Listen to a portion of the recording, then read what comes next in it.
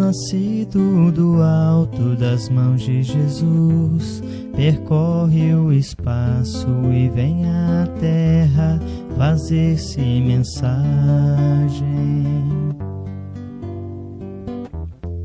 Que se encerra a beleza e a imagem do ensinamento do Evangelho. A mensagem deixa uma paz na gente e vai agindo igual a semente que muda o caminho onde é semeada, iluminando tudo, florindo a estrada, trazendo ao mundo mais amor e mais vida. Um raio de luz nascido do alto das mãos de Jesus, percorre o espaço e vem à terra fazer-se mensagem. Que se encerra a beleza e a imagem do ensinamento do Evangelho. A mensagem deixa uma paz na gente e vai agindo igual a semente que muda o caminho onde é semeada,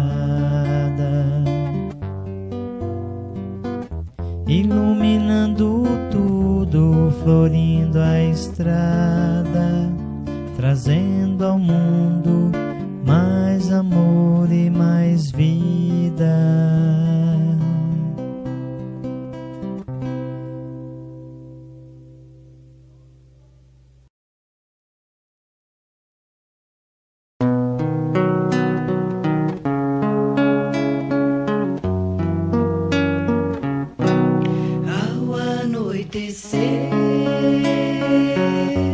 Em Cafarnaum, a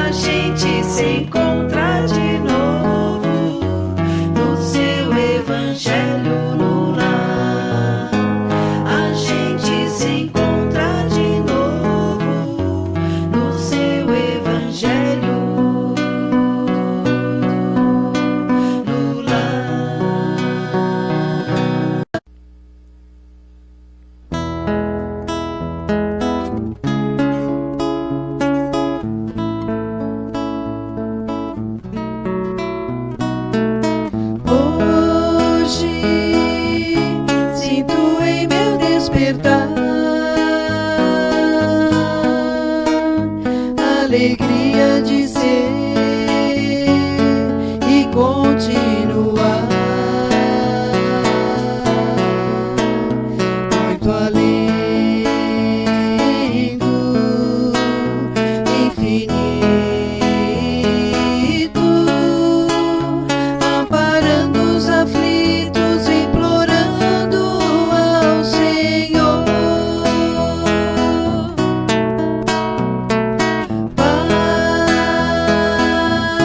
faz de mim samaritano, os meus passos em teus passos confundir, ser orvalho nesse imenso oceano, e buscar todo o tempo que perdi. Vejo na sublime arquitetura, frente a frente, Criador e criatura, peregrino nessa estrada, não posso parar, pois eu sei que alguém me espera e também necessita te encontrar. Pai, faz de mim samaritano, os meus passos em teus passos confundir, ser orvalho neste imenso oceano, e buscar todo o tempo que perdi,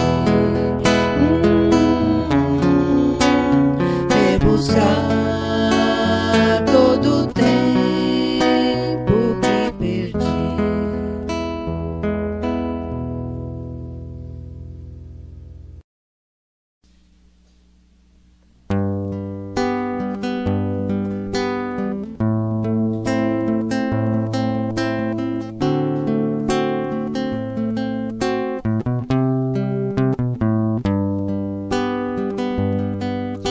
Por onde eu caminhar, em qualquer porta que eu entrar, Jesus sempre estará comigo. E a quem eu encontrar, eu sempre hei de falar: Jesus é o meu melhor amigo.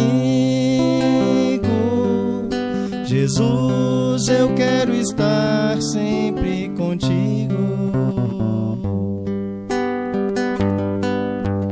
Mas eu sei que tenho muita coisa a fazer. A paz que eu quero ter, devo primeiro oferecer. Devo perdoar e amar a todos como irmãos. Sei que o que eu plantar devo colher, mas com Jesus hei de vencer. Se acontecer de na estrada eu me perder, no amor de Jesus eu tenho abrigo.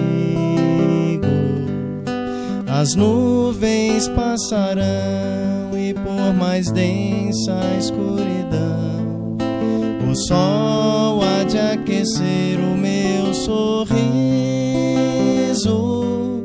Jesus, da tua luz como eu preciso. Mas eu sei que tenho muita coisa a fazer. A paz que eu quero ter, devo primeiro oferecer. oferecer. Devo perdoar e amar a todos como irmãos. Sei que o que eu plantar devo colher, mas com Jesus hei de vencer. Mas eu sei que tenho muita coisa a fazer.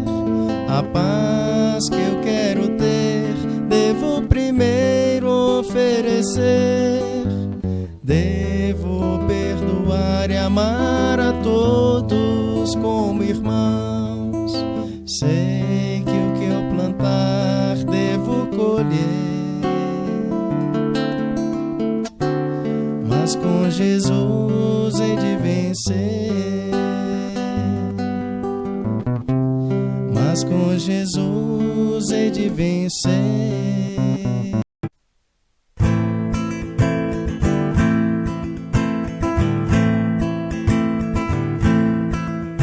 Bem-vindo, irmão de hoje e de outrora, neste ambiente pra falar de amor. É como um hino ao romper da aurora, em homenagem ao Mestre Senhor. Esta cidade se enche de alegria e luz, e a luz penetra em todos nós, em nossos corações, e no ambiente a fé se traduz, vibra em todos irmãos, vibrando nos faz dar as mãos. Bem-vinda seja, ó fraternidade, falar de amor, falar de caridade, iluminando esta terra querida e mostrando que o Mestre é o caminho, a verdade.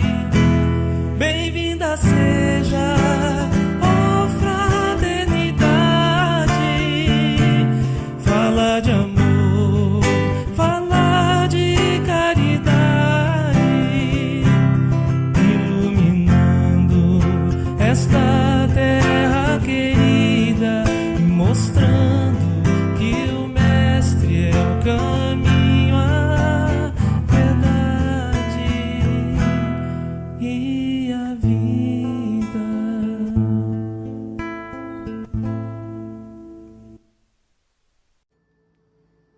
Boa noite, meus irmãos. Que a paz de Jesus possa envolver a todos nós neste momento.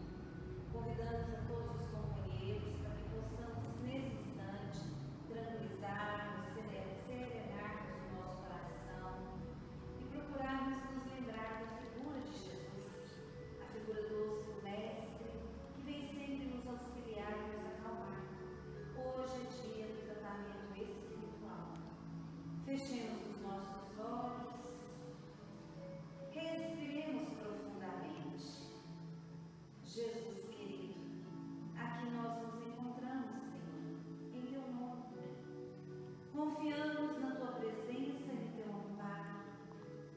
Auxilia-nos, Mestre, a bem compreender as Tuas lições. Ajudai-nos, Senhor, a caminhar nessa terra seguindo os Teus passos. Ilumina, Senhor, a nossa mente e o nosso coração. Envolva-nos nesse momento na paz e na harmonia. E permita-nos, Jesus querido, iniciarmos a nossa reunião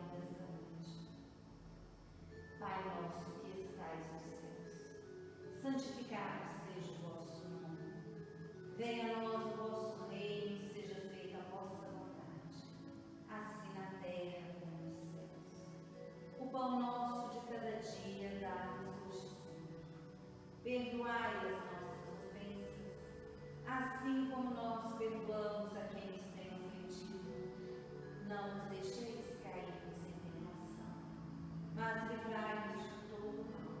Que assim seja. Graças a Deus e que Deus seja. Nós convidamos então a nossa companheira Amanda para que ela possa fazer a leitura do Evangelho e a explicação do mesmo para nós essa noite.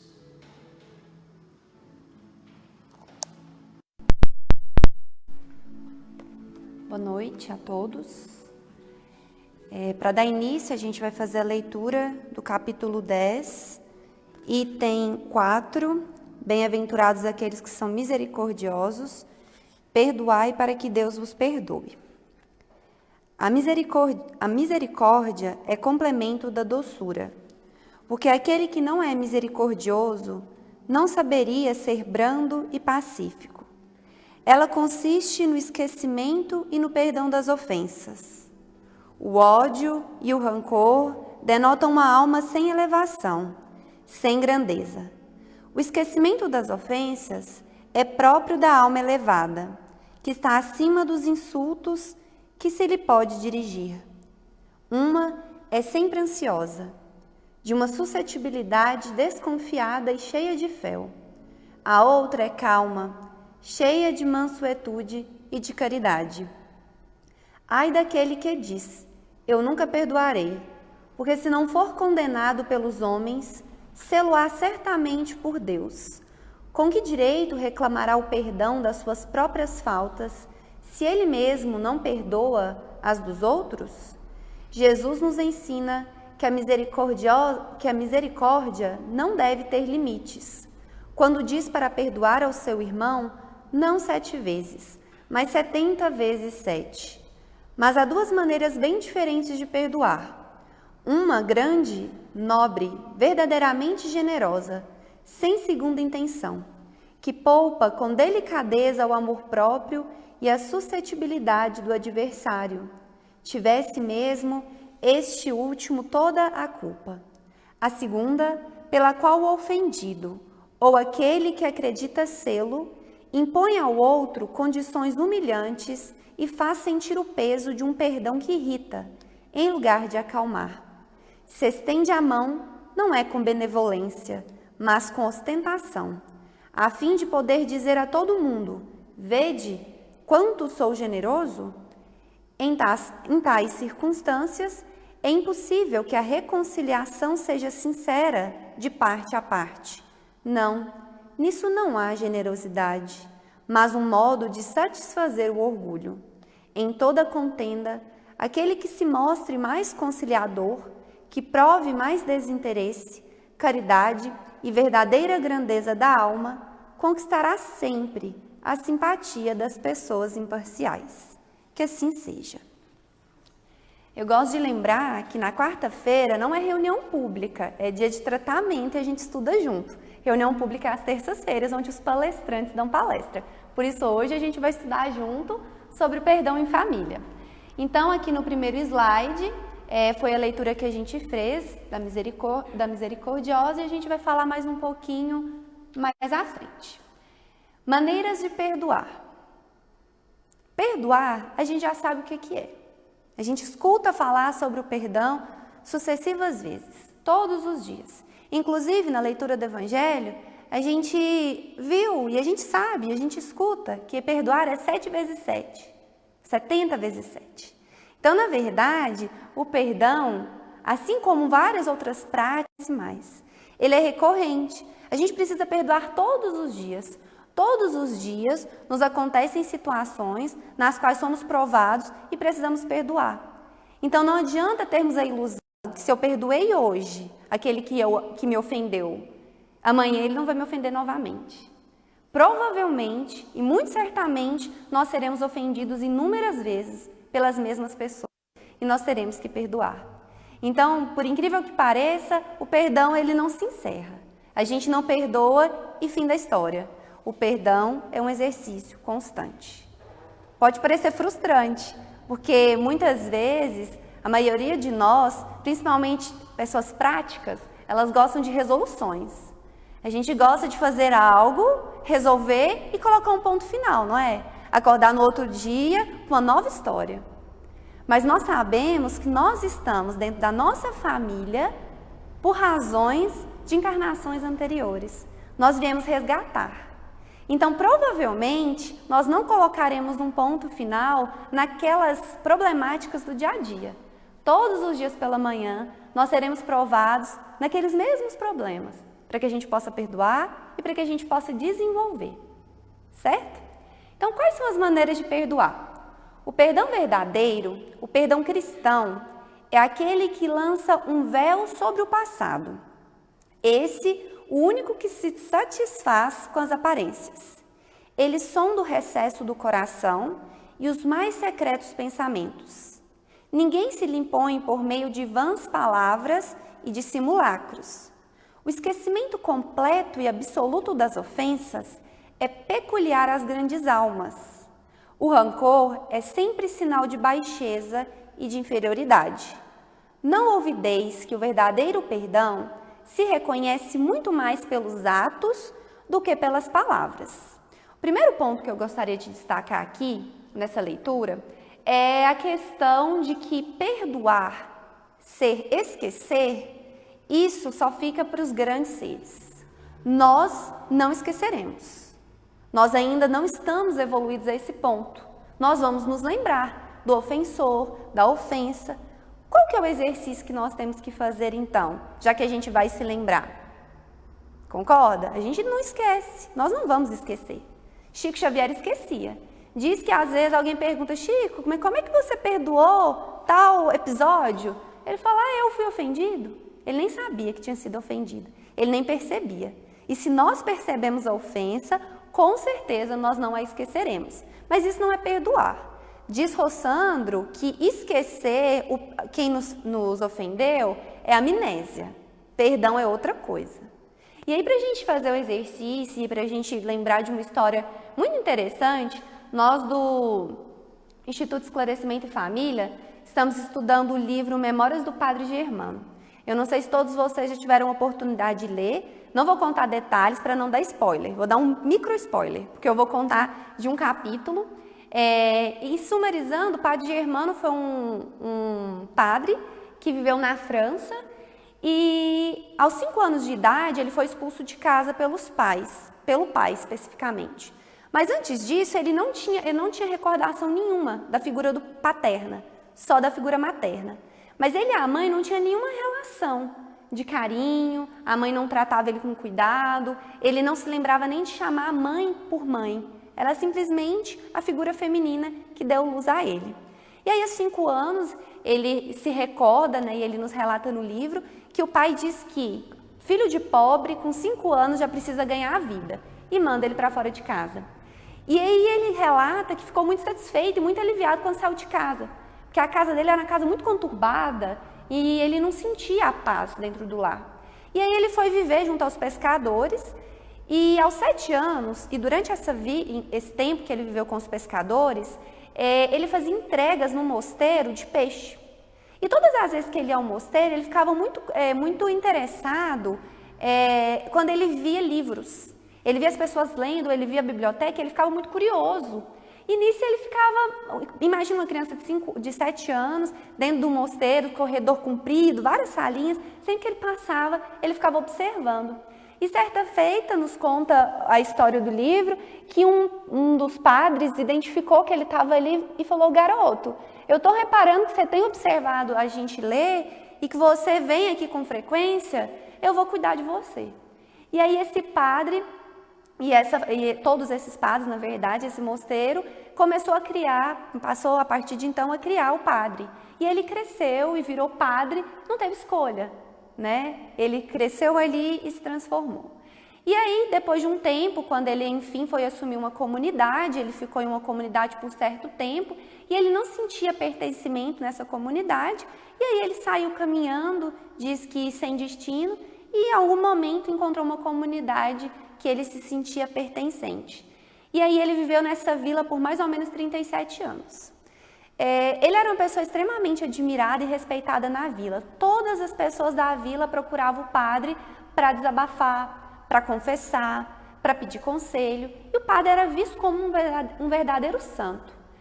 E aí nos conta a história do livro que as crianças que eram extremamente apaixonadas pelo padre, um dia chegam na casa do padre, né, lá na igrejinha que o padre cuidava, relatando que tinha uma pessoa, uma mulher nua, cega, enlouquecida na praça. E que as crianças estavam agredindo, tinham várias crianças ao redor dela agredindo, puxando o cabelo, beliscando, e a mulher louca, desesperada. E as crianças chegou e falou: padre, o senhor precisa fazer alguma coisa. E aí o padre foi, quando ele chegou, vendo aquela mulher extremamente decadente, machucada, cega, descabelada, o padre foi chegando e quando ele foi se aproximando, quando nos relata a história, que ele sentiu que algo de diferente tinha naquela mulher. E quando ele observou um pouco mais, ele percebeu que aquela mulher era sua mãe. E quando ele identificou que aquela mulher era sua mãe, ele deu por si e falou: é a minha oportunidade. Já que Cristo nos ensinou a perdoar 70 vezes 7, eu devo perdoar a minha mãe. E eu devo cuidar da minha mãe. E aí, nesse momento, o padre já acolheu aquela pessoa e aí levou ela para o abrigo que tinha na vila e deu recomendações para as pessoas que cuidavam do abrigo para que cuidasse daquela pessoa, mas não contou para ninguém que era a mãe dele. E aí, com o passar do tempo, conta na história que 15 dias depois, ela já estava mais reabilitada, ela já conseguia se comunicar, ela não era cega, na verdade, ela estava sob obsessão, então ela já estava em condições. E ela começou, certamente porque todo mundo na vila falava muito bem, né, do padre, ela procurou o padre para confessar. E ela falou: padre, eu preciso confessar. E aí ele, como sempre na história, ele tentando não ouvir, né, os relatos dela, porque ele não gostava de ouvir confissões, mas ela insistiu e ele falou: tudo bem, eu vou ouvir sua confissão. E aí, de maneira, tentando sumarizar mais um pouquinho, ela contou que teve 10 filhos, que não cuidou de nenhum dos filhos, e que ela não sabia o que tinha sido feito dos filhos dela, mas que de maneira especial, ela sentia muita falta, que por coincidência se chamava Germano. E aí ele continuou intacto, não fez nenhum movimento no rosto, e escutou. E a mãe falava: eu tinha muita vontade de saber o que foi feito de Germano.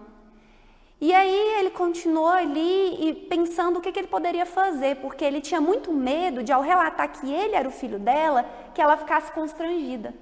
E para ela não ficar constrangida, ele não falou no primeiro momento que ele era o filho. Na verdade, ele não falou que ele era o filho. Só que aquela mulher, um espírito perverso, né, e como o Germano mesmo relata, há pouco tempo ela começou novamente a se embriagar e a se perder, e aí ela começou a contagiar a comunidade, influenciar as crianças da comunidade a ingerir bebida alcoólica e a outros vícios. E o padre, depois de buscas incessantes de ajudar aquela mulher a se melhorar, ele viu que não tinha mais saída. E que a comunidade, que aquela vila, estava condenando ele, porque ele estava sendo extremamente flexível com aquela pessoa. E ninguém entendia por quê. Como que uma louca naquela situação, ele não fazia com que ela saísse da vila, só que ele percebeu que estava comprometendo a saúde das pessoas da vila, a saúde espiritual da vila.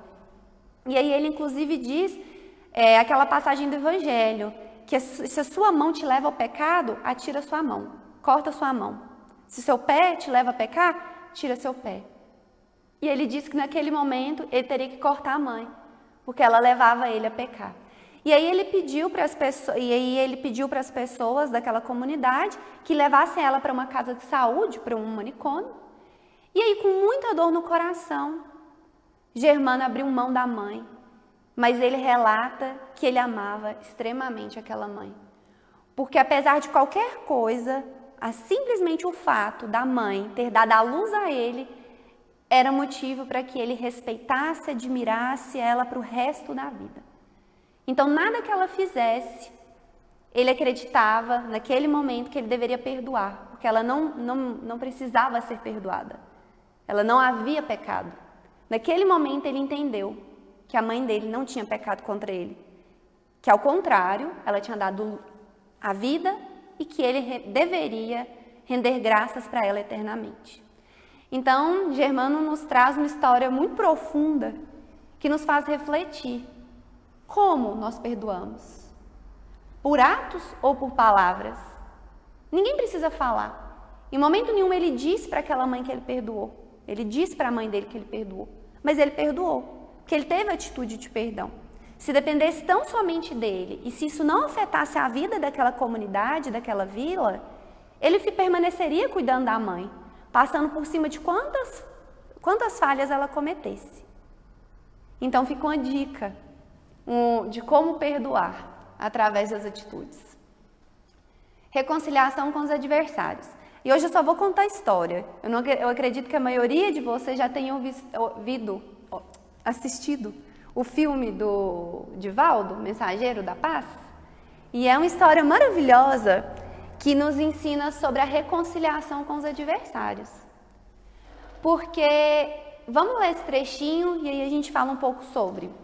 Reconciliai-vos o mais depressa possível com vosso adversário, enquanto estáis com ele a caminho, para que ele não vos entregue ao juiz, o juiz não vos entregue ao ministro da justiça, e não sejais metida em prisão. Digo-vos em verdade que daí não saireis, enquanto não houverdes pago o último ceitil. É interessante a gente lembrar que o juiz é a nossa consciência. Nós espíritas ouvimos isso todos os dias. Não existe um juiz que está lá sentado, no seu pedestal, esperando para condenar ou para absolver ninguém. O juiz é a nossa própria consciência. E aí eu me recordei, quando eu fazia a preparação para essa aula, da história do Máscara de Ferro, que foi um adversário que perseguiu Divaldo por muitos e muitos anos. Então, a consciência do Divaldo, segundo nos relata Joana de Ângeles, e a vibração de Divaldo é que atraía por muitos anos aquele obsessor. E ele perseguiu Divaldo desde a infância, até quando Divaldo já estava lá na Casa do Caminho, com a Casa do Caminho lotada de crianças, fazendo caridade, como poderia juntar esse centro espírita inteiro e a gente não faria. E ele continuava a perseguir Divaldo.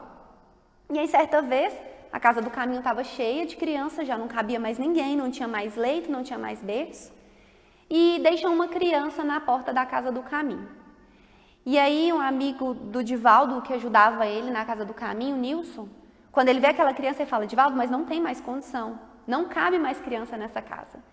E o Divaldo fala que iria aceitar, que iria cuidar daquela criança, como ele sempre fez. E aí Divaldo acolhe a criança. E quando ele acolhe a criança e entra para dentro da Casa do Caminho, porque essa criança tinha sido deixada bem na porta, o Máscara de Ferro aparece. E ele pergunta: você vai acolher essa criança? E Divaldo fala: sim, eu vou acolher essa criança. Ele: mas essa criança é feia? E Divaldo: sim, eu vou acolher essa criança. Por quê? Ele falou: porque eu amo ela. Eu amo essa criança. E aí nisso, o Máscara de Ferro já mudou completamente a vibração. Completamente a vibração. E aí nós que assistimos o filme, não sei se todos tiveram a oportunidade, a gente percebe que ele começa a esmorecer. E ele começa a ficar sensibilizado. E no decorrer da conversa dele com o Chico, ele relata que aquela criança era a reencarnação da mãe do obsessor. E que Divaldo já havia em algum momento no passado prejudicado o obsessor, mas naquele momento, através do resgate da mãe daquele obsessor, o Divaldo teve uma atitude de amor tão grande que fez com que o obsessor se libertasse do desejo de obsediá-lo. E aí ele diz para Divaldo que ainda não tinha condições de amar o Divaldo, que o coração dele ainda não deixava, mas que daquele momento em diante ele não queria mais perseguir o Divaldo e que ele não iria mais persegui-lo. Então a atitude de amor do Divaldo libertou aquela obsessão, libertou aquele adversário, ou seja, fez com que ele reconciliasse com o adversário. Então é uma resposta muito clara para nós. Como que nós nos reconciliamos com os nossos adversários? Através do amor, do exercício do amor, da prática do amor. E não é muito difícil, mas uma vez que nós somos arraigados no mal, nós temos o hábito de não perdoar por causa do nosso orgulho. A gente tem vergonha, às vezes, de perdoar. Às vezes nós perdoamos, mas a gente não quer que a nossa colega saiba, a gente não quer que o marido saiba, porque a gente acha que se a vizinha souber que eu perdoei, se a minha prima souber, se a minha tia souber, vão pensar alguma coisa a meu respeito. Às vezes a gente não perdoa por orgulho, por vaidade, por medo da impressão do outro, do que vão pensar ao nosso respeito. Mas a gente se esquece que aqui no mundo material, a gente não tem nenhum compromisso. A gente tem um compromisso espiritual. E a espiritualidade é que nos acompanha. E a espiritualidade, ao contrário, com certeza, quando a gente perdoa, fica muito orgulhosa de nós. Porque provavelmente foi o nosso propósito. Então nós devemos exercitar o amor, porque o amor liberta os adversários e liberta o obsessor. Caridade para com o próximo. A verdadeira caridade é modesta, simples e indulgente. Atire a primeira pedra aquele que estiver isento de pecado. A gente gosta muito de apontar o erro do outro. Não é nem que a gente gosta. Eu brinco que tem pessoas que só conversam se for falando mal do outro. Que se não for para falar mal do outro, não tem assunto. Então a gente gosta às vezes de falar, e aí o que a gente fala? Do defeito. Mas por incrível que pareça, o defeito do outro que nos chama atenção e que gera assunto entre nós e os nossos colegas, provavelmente é aquilo nele que nós também temos. Então, se algo nos incomoda no próximo, provavelmente é algo que nos incomoda em nós.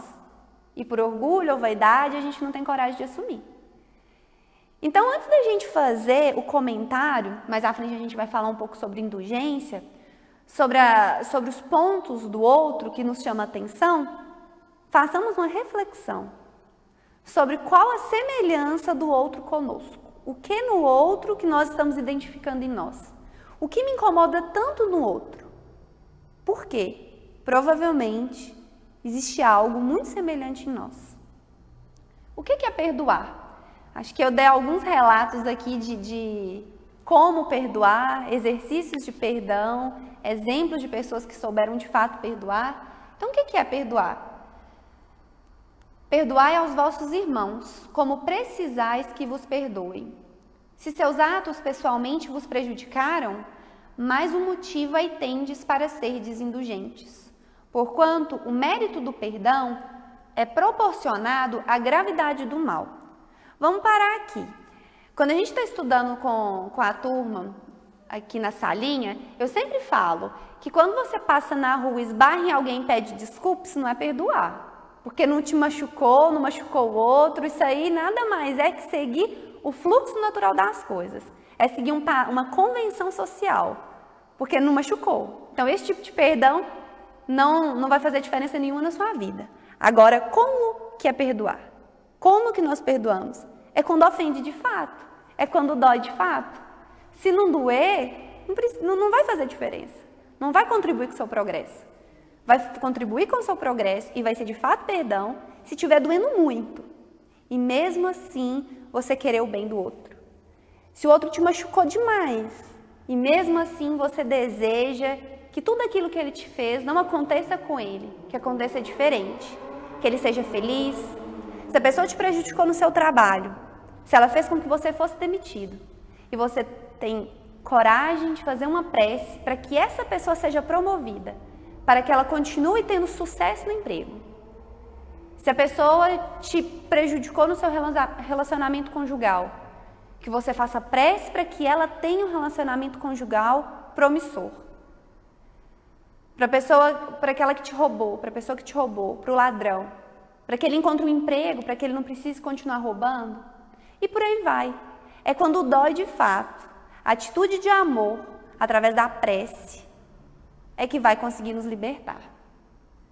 Nenhum merecimento teríeis em relevar os agravos dos vossos irmãos, desde que não passassem de simples arranhões. Então, se não ofende, não tem vantagem nenhuma. E os efeitos do perdão? É interessante porque, por mais que a gente imagine que quando a gente perdoa, o privilegiado é aquele que é perdoado, não é verdade. O maior privilegiado na prática do perdão somos nós. Porque a raiva é um veneno que nós bebemos querendo prejudicar o outro. Quando a gente está com raiva, quando a gente sente cólera, a gente olha para o outro e sai faísca. Eu me lembro que, não sei se foi Haroldo que relatou que a mulher estava, em uma das histórias que ele conta, que a mulher estava tão nervosa que se a espiritualidade olhasse, tinha faísca de fogo saindo, flecha de fogo saindo da pessoa.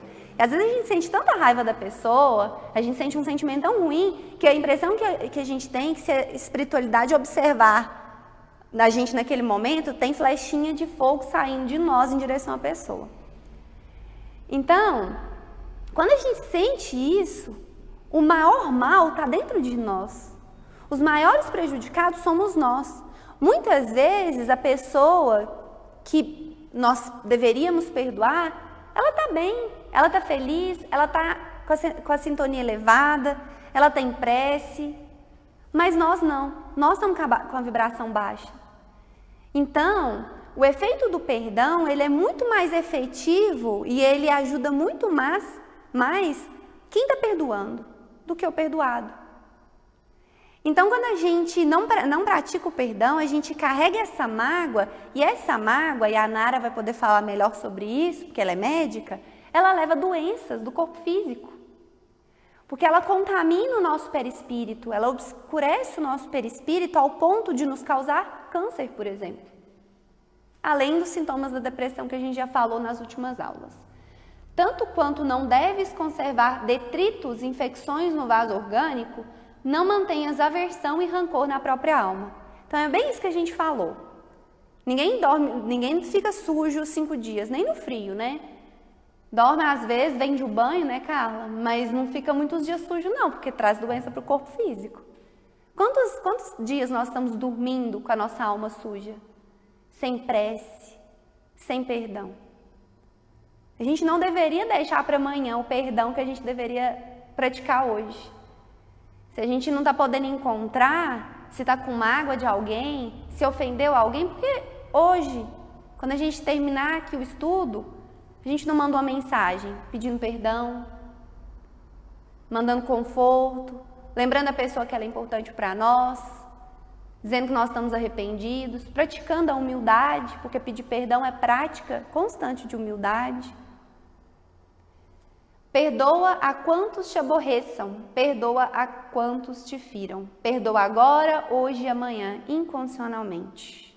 É um exercício difícil, né? Não é um exercício simples. Eu acho que é por isso que tem aparecido com frequência nos nossos estudos de quarta-feira. Eu acredito que nesse momento de reflexão, em que muitos de nós estamos nas nossas casas, nós estamos sendo convidados a praticar o perdão.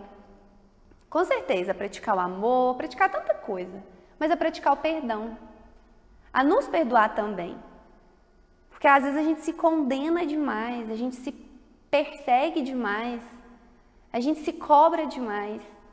E a gente não consegue fazer tudo aquilo que a gente se predispõe a fazer na nossa teoria. Que existe um plano nosso, físico, mas existe um plano espiritual. E muitas vezes o plano que nós traçamos para a nossa vida, enquanto encarnados, ele não está em linha com o nosso plano espiritual. E aí, com certeza, a gente não vai conseguir cumprir esse propósito enquanto encarnados. Porque existe um propósito muito maior. E aí a gente vai ficando ansioso, porque a gente não consegue cumprir o nosso propósito, e a gente vai se perseguindo, a gente vai se magoando, e a gente não se perdoa. Talvez seja o momento da gente se perdoar também. Da gente perdoar as falhas que nós fazemos contra as nossas próprias vontades. E confiar mais na espiritualidade. E confiar mais no propósito maior das nossas vidas. Aqui é uma outra historinha muito interessante. Na semana passada a Nara falou sobre o culto do Evangelho no lar. Eu acredito que todos nós estamos fazendo o culto do Evangelho no lar, pelo menos uma vez na semana, né, que é como manda o figurino, mas quem sabe mais vezes, porque é o Evangelho no lar que fortalece os nossos lares. E aqui é uma história que está no livro Entre a Terra e o Céu, de uma senhora de nome Antonina, e ela realizava o culto do Evangelho no lar com as crianças. Se não me engano, ela era mãe de 4 filhos ou 5 filhos e um desencarnou, o filho Marcos desencarnou. E ela era casada e o marido abandonou ela para viver com outra pessoa. E ela continuou cuidando daquelas crianças com muita alegria, com muita humildade, sempre muito firme no Evangelho, fazendo o culto do Evangelho no lar. E nessa noite específica, abriu nessa passagem do Evangelho que nós estamos estudando, que é sobre o perdão. E ela dando exemplo de perdão e sempre muito doce, falando sobre isso com as crianças. E um dos filhos, bastante encucado, observando a mãe falar e falou: mãe, a gente tem que perdoar todo mundo? E a mãe dele falou, explicando, né, muito belamente falando, ela explicou sobre o perdão. E ele falou, mas todo mundo mesmo, mãe? Ela falou, sim, todo mundo. Ele falou, até o papai? E aquela mulher tinha sido traída. E aí nos conta André Luiz que ela respirou e disse, principalmente o seu pai. Porque seu pai te deu a vida aos seus irmãos. Ele cuidou de nós por tantos anos, nós devemos respeito e consideração ao seu pai, temos que amá-lo. E aí ele insistiu, mas mãe, se nosso pai não tivesse ausente, talvez o Marquinhos não tivesse morrido, porque a gente passou por dificuldade financeira, a gente não conseguiu cuidar da saúde dele, por isso ele desencarnou. Ela falou, não, meu filho, a espiritualidade jamais nos amparou. O Marquinhos desencarnou porque ele precisava desencarnar, não foi negligência do seu pai. O seu pai cumpriu o propósito dele com a nossa família e nós devemos amar e perdoar. Pensa uma mulher ofendida, uma mulher abandonada, mas ela não ficou. Por quê? Provavelmente um espírito evoluído ou que tenta ser. E nós podemos pensar que ela é um espírito que tenta ser, porque nós também precisamos tentar ser. Porque mesmo se no fundo do nosso coração nós estivermos carregados de dor, de rancor, nós devemos praticar a indulgência, que foi o que ela fez. Porque o que é indulgência? A indulgência, no nível muito evoluído, pode ser que seja o nível da Antonina, ela não vê ofensa, ela não vê o pecado do outro, ela não vê a falha do outro. Mas, para aqueles como nós, que ainda vê, ele pratica a indulgência não comentando as falhas do outro. Eu não sei, o livro não disse, se a Antonina de fato praticava a indulgência em toda a sua sublimidade, ou seja, ela nem percebia a falha do ex-marido, ou se ela estava praticando a indulgência como nós deveríamos, de perceber, mas quando a gente vê o defeito, a gente acha uma qualidade. No Evangelho fala isso sobre indulgência, que aquela pessoa que percebe a falha do outro, ao invés dela comentar sobre a falha do outro, ela se atém ao ponto positivo e comenta sobre ele. E foi o que a Antonina fez. Ela se apegou ao ponto positivo do ex-marido, do pai dos filhos dela. E ela discorreu naquele assunto. Ela não se apegou a falar das falhas dele. Ela praticou a indulgência. Então, o convite dessa noite para nós é para a prática da indulgência. Se a gente tem a reforma íntima em casa, o caderninho, anota lá, todos os dias, de hoje até na quarta-feira que vem, prática da indulgência. E vamos vigiar os nossos pensamentos, mas, sobretudo, vamos vigiar a nossa boca. Eu falo que indulgência é fácil de praticar, porque é só não falar. O primeiro passo da indulgência é fácil, é só você não falar do outro. Você viu o defeito do outro? Toma água do Chico. Toda vez que eu vou falar a água do Chico, eu esqueço. É água da paz. Coloca a água na boca, não fala do outro. Porque eu sei que nós ainda estamos muito, muito longe de não pensar mal do outro. Mas se a gente não falar, a gente deu o primeiro passo. Então eu lanço esse desafio para mim e para nós. Para que de hoje, até na próxima quarta-feira, esteja na lista da nossa reforma íntima, na nossa agenda, lá como meta da semana, meta do dia, prática da indulgência. E se a gente pensar mal do outro, que a gente não fale, que a gente não comente, que a gente não fortaleça isso em nós, para que isso vire hábito, para que vire rotina, não falar do outro. E se o outro nos procurar e só for esse o assunto, pega o Evangelho, fala, vamos ler o Evangelho? Muda a vibração. Mas o convite dessa semana para nós é a prática da indulgência. Perdão. Se perdoardes aos homens as faltas que cometerem contra vós, também vosso Pai Celestial vos perdoará os pecados. Mas se não perdoardes aos homens quando vos tenham ofendido, vosso Pai Celestial também não vos perdoará os pecados. Tá, Jesus perdoa a todos. Ele é infinito amor e bondade. E Ele vai perdoar. Isso é tudo, essa é a lei que move o mundo. A justiça de Deus. Ele vai perdoar, mas o perdão dele nos dá através da encarnação, da reencarnação. Então, assim, enquanto estivermos errando, nós estaremos encarnados. E nós só deixaremos de reencarnar quando nós conseguirmos atingir o nosso nível de evolução e nos tornarmos espíritos crísticos, que eu acredito que está bem distante. Então, a mensagem de hoje, que eu gostaria que ficasse para nós, é sobre a prática do perdão através do amor, mas sobretudo da prática da indulgência, que é um exercício muito simples e prático, que não está muito distante de nós. Praticar a indulgência. Se a gente ainda estiver confuso sobre o que é indulgência, como praticar a indulgência, vamos lá no Evangelho, no item A indulgência, e vamos ler sobre. Se estiver ainda assim difícil de entender, lê todos os dias. Se ainda assim estiver difícil de entender, vamos lá no YouTube, vamos ler o que os outros dizem sobre, vamos ouvir pessoas que estudaram mais do que nós falar sobre isso. Vamos exercitar, vamos aprender, vamos desenvolver o nosso espírito, para que ele consiga de fato cumprir o propósito reencarnatório. E se está difícil, firme com Jesus, firme com o Evangelho, e tudo vai dar certo. Tenham todos uma boa noite, fiquem em paz. Que assim seja. Nos preparemos para o momento do passe e fluidificação das águas. Coloque um recipiente com água limpa para ser fluidificada. Irmãos, não importa aonde você está, quais as dificuldades que está enfrentando, Jesus está sempre pronto para vir em nosso socorro. Coloque-se de maneira confortável, que lhe facilite a concentração e a receptividade. Respire lenta e tranquilamente. Inspire, expire. Inspire, expire. Encha seus pulmões de ar e solte bem devagar.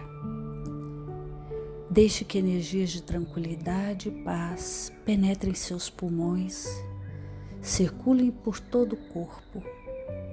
Sua alma, em harmonia com o corpo, se sente tranquila e em paz. Mentalizemos a passagem de Jesus. Dia claro, os raios dourados do sol iluminam a paisagem alegre de Cafarnaum. Casario branco, trepadeiras multicoloridas e pássaros saltitantes enchem a paisagem de otimismo. A notícia das curas atraía a multidão dos necessitados. Subitamente Jesus aparece, esguio e belo. A túnica desce-lhe até os pés. Ao pôr do sol, todos os que tinham doentes atingido de males diversos traziam-nos, e ele, impondo as mãos sobre cada um, curava-os. Assim narra o evangelista Lucas. Mentalize Jesus se aproximando de você. Ele impõe as mãos amigas sobre a sua cabeça. Perceba que de suas generosas mãos cai uma cachoeira de águas claras e puras, vindas do seu amor a te banhar. Derramam-se em sua cabeça, descem pelos ombros, banham todo o seu ser, te trazendo paz, serenidade, equilíbrio. Limpam todas as impurezas e te pacificam. Sinta estas águas te banhando, limpando. Respire. Mentalize agora Jesus como sol diante de você. Sua luz, seu calor te envolvem. Sinta as energias curadoras que emanam do Cristo em sua direção. Ele ouve as suas preces. Confie nele. Seu amor é infinito e te acompanha e protege, oferecendo de tudo o que necessitas. Confie. Absorva as energias curadoras de Jesus. Sua luz te envolve. Sinta essas energias percorrendo todo o seu corpo. Sinta-se fortalecido e em paz. Senhor Jesus, divino amigo, estende as tuas mãos generosas, Senhor, e transforma estas águas em remédio para os nossos males físicos e espirituais. Guarda-nos, Jesus, em sua paz. Estende as vibrações de amor em benefício do meu lar, Senhor. Que aqui possa reinar a paz, a saúde, a tranquilidade.